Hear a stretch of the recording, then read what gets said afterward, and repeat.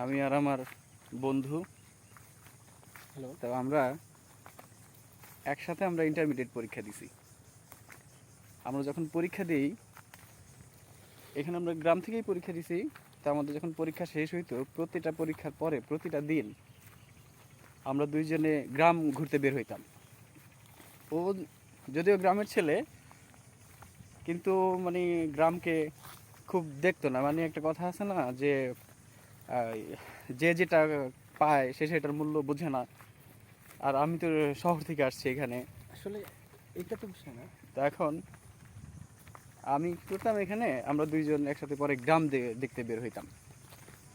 প্রত্যেকটা পরীক্ষার সময় আমরা বের হইতাম দূর দূরান্ত পর্যন্ত, একেবারে সন্ধ্যা হওয়া পর্যন্ত যতটুক যাওয়া যায় আমরা এরকম হাঁটতাম, ঘুরতাম। কোনো গাড়িতে চড়তাম না। কিন্তু এই যে গ্রাম, এত সুন্দর গ্রাম, গ্রামটাকে না মানে খুব ভালোই লাগে। আল্লাহ মানুষকে, বাবা আদমকে নাকি এই দুনিয়াতে শাস্তি ভোগ করার জন্য পাঠাইছে। এই যে এত সুন্দর দুনিয়া, এত সবুজ, এত সুন্দর দুনিয়া,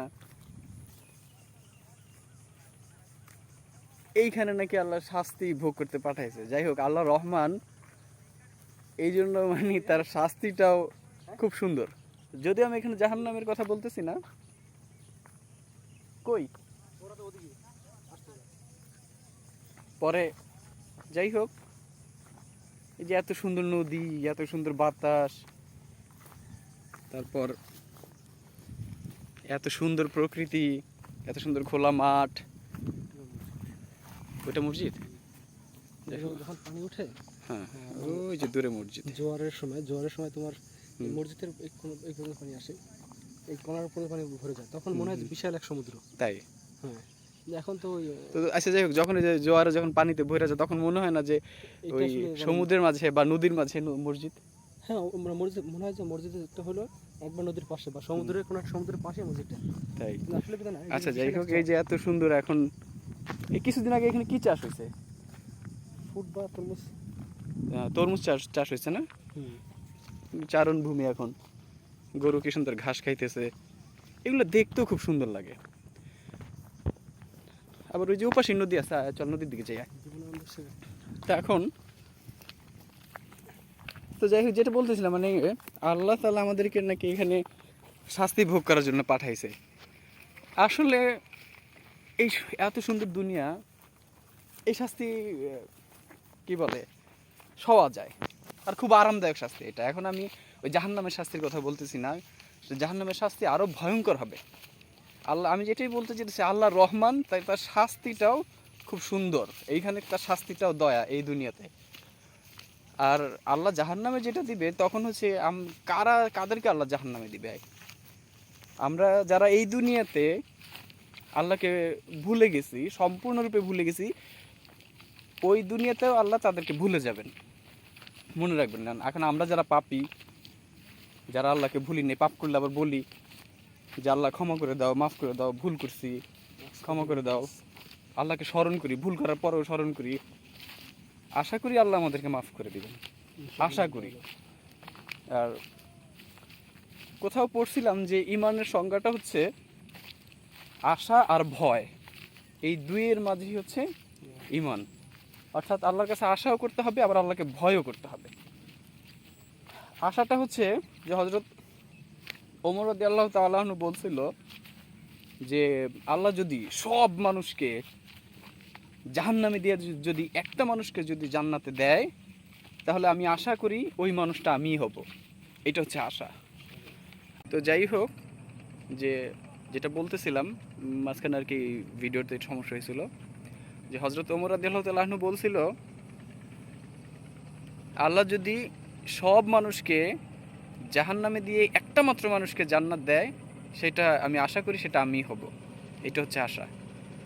আর আল্লাহ যদি সবগুলো মানুষকে জান্নাত দিয়ে একটা মাত্র মানুষকে জাহান্নাম দেয়, জাহান্নামে ফালায়, তাহলে আমি ভয় করি সেই মানুষটা আমিই হব।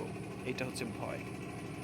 তো আমরা মনে প্রাণে চাই, দোয়া করি, আমরা যদিও আল্লাহকে ভুলে যাই শয়তানের প্ররোচনায় পড়ে, কিন্তু আল্লাহ যেন আমাদেরকে না ভুলে যায়। এটাও দোয়া করি, এটাও মন থেকে চাই যে ওই দুনিয়ায় আল্লাহ যেন আমাদেরকে মনে রাখে।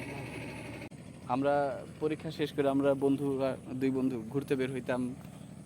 আসলে না, গ্রামে অনেকে কেউ যদি খালি চোখে দেখে তাহলে গ্রামে দেখার মতন কিছু নাই, দেখার আর কি আছে। কিন্তু যদি কেউ একটু চোখের সাথে যদি মনের মাধুর্যতা থাকে, হৃদয়ের সমস্ত অনুভূতি যদি চোখের ভিতরে আনা যায়, তাহলে না গ্রাম অনেক সুন্দর। এই যে এত সুন্দর কি বলে, এই যে নদী, কি সুন্দর নদী দেখেন, এই যে নদী। এই পাশে নদী আল্লাহ কিন্তু ওয়াদা করছে যে আল্লাহ তাকে যাকে জান্নাত দিবে, জান্নাতে কিন্তু এই নদীর বর্ণনা আছে, কিন্তু আমরা জানি না যে সেই নদীটা কেমন। কিন্তু নদীর ওই যে বকরে যায়, আরে বাবা, ওই যে বক চলে গেল, ঘুরে দাও, দেখা যাচ্ছে ওই একই চলে, জায়গায় তোমার রাস্তা এক সাইডে নদী, ওই যে ওই অন্য সাইডে হলো তোমার বিস্তীর্ণ প্রান্তর। যাই হোক, এটা কি নৌবাহিনী শিপ না? হ্যাঁ, কিসের তোমার বালু ডিপ করার জন্য, এটাতে বালু তোলে। এটাও তো সমুদ্র। খুব সুন্দর এই যে নদীর পার ঘেঁষা রাস্তা, এই পাশে বিস্তীর্ণ প্রান্তর।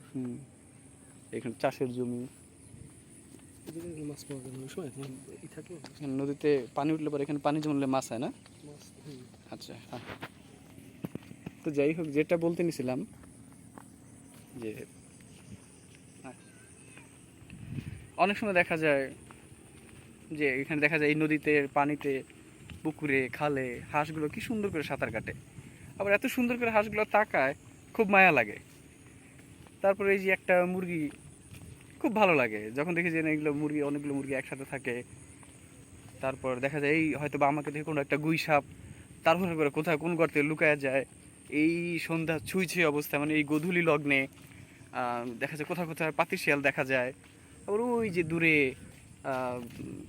ইয়েতে চারণভূমি, এখানে গরু ছাগল কি সুন্দর ঘাস খায়, খুব সুন্দর লাগে। তবে বিশেষ করে ভালো লাগে ওইটা কোনটা? যখন মুরগি বা হাঁস একসাথে পাল পাল নিয়ে চলে, তাদের ভিতরে যে একতা, আমাদের ভিতরে কিন্তু ওই একতাটা নাই।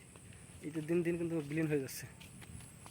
আচ্ছা ঠিক আছে, এখন সেখানে তো আর কিছু করার নেই আছে।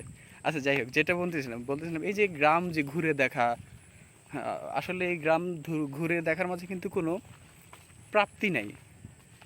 প্রাপ্তি না থাকলেও তৃপ্তি আছে, চোখের তৃপ্তি, মনের তৃপ্তি। আর এই তৃপ্তিটাই হচ্ছে প্রাপ্তি, এইটাই লাভ। এই জন্যে আমরা একটু সময় পেলে গ্রাম গ্রাম দেখতে বের হই। এই যে কি সুন্দর নদী, এই যে নদী যে বয়ে গেছে, এই নদী সোজা এখন কোথায় গেছে? পটুয়াখালী কারখানা নদী না? এই যে সুন্দর রাস্তা, এই এক ধারে নদী, বিস্তীর্ণ নদী, ওই এই যে ওপারে হলো চর, ওই যে ওপারে চর, আর এই পার হচ্ছে বিস্তীর্ণ ক্ষেত।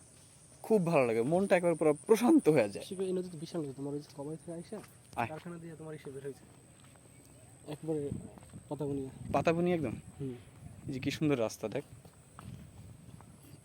খালি পায়ে হাঁটলে তো অনেক বড় ভালো লাগে।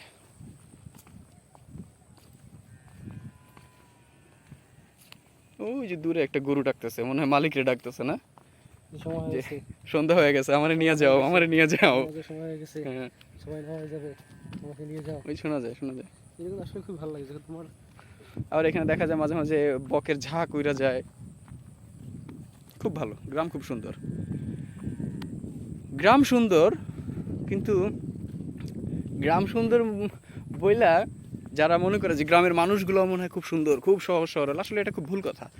যারা গ্রামে থাকে না, যারা গ্রামকে দূর থেকে দেখে, শহর অঞ্চলের মানুষগুলো যারা বিশেষ করে, তারা মনে করে গ্রামের মানুষগুলো খুব সহজ সরল, আসলে এটা ভুল কথা। আবার এটা অনেকে আবার সহজ সরল আছে, যাই হোক সেটা হচ্ছে আলাদা বিষয়। কিন্তু মানুষের কাছে আপনি কোনো কিছু আশা করলে কি বলে, আপনি কষ্ট পাবেন মানুষের ব্যবহারে। কিন্তু আপনি যদি সবার থেকে আলাদা থেকে এই যে সুন্দর নীরব নিরিবিলি পরিবেশে থাকতে পারেন, প্রকৃতি আপনাকে কখনো নিরাশ করবে না, আপনার মনে সে প্রশান্তি ভরে দেবে, এটা একদম 100% সত্য। আল্লাহ হাফেজ। কই হোগল পাতা কই? এটা তো এখন যে অন্ধকার দেখায় না, আসবে না, এত দূরে জুম করলেও আসবে না।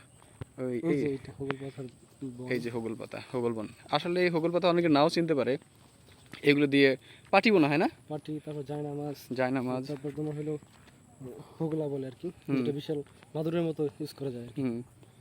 আমরা ছোটবেলায় দেখতাম মানুষগুলো, যারা মা খালা ছিল তাদেরকে এগুলো বুনতে দেখতাম, কিন্তু এখনকার মানুষ এগুলো বুনে না, এখন সবাই ওই প্লাস্টিকের পাটি, প্লাস্টিকের সব কিছু ব্যবহার করে। মানুষ যেমন দিন দিন প্রকৃতি থেকে নিজেকে মানে কেমন যেন ফেরায় নিতেছে। দূরে নিতেছে। যাই হোক, দোয়া করি মানুষ যেন আবার প্রকৃতির সাথে মিলেমিশে মনে থাকে। যদি ভার থাকে, মনে যদি কোনো কঠিন অসুখ বা অশান্তি থাকে, সেদিনই আশা করি যে একবার বা কিছুক্ষণের সময়ের জন্য যদি নদীর পাড়ে আসে বা এই বিস্তীর্ণ প্রান্তরে ঘুরে যায়, তখন তার মন অটোমেটিক মানে ভালো হয়ে যাবে। এই যে কোনো কি সুন্দর সুস্থ, কি সুন্দর হাওয়া, এই যে একটা পাখি উড়ে যায়, এই যে পাখি, এই যে। আচ্ছা, আল্লাহ হাফেজ।